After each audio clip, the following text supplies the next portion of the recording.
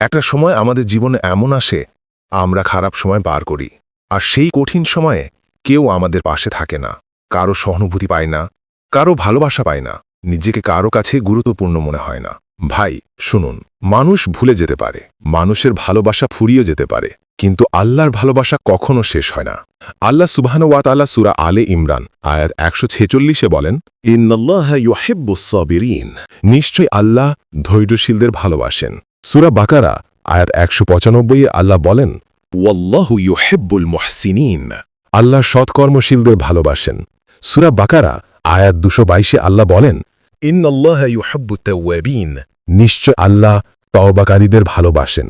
সূরা আলে ইমরান আয়াত ১৫৯-এ আল্লাহ বলেন, ইন্নাল্লাহা ইউহিব্বুল মুতাওয়াক্কিলিন, নিশ্চয় আল্লাহ তার উপর ভরসাকারীদের ভালোবাসেন। আল্লাহ সুবহানাহু ওয়া তাআলা সূরা মারিয়াম আয়াত ৬৪-তে বলেন, ওয়ামা কানা রাব্বুকা নাসিয়্যা, আপনার রব কখনো ভোলেন না। সবাই আপনাকে ভুলে গেল, আল্লাহ আপনাকে ভুলেন না।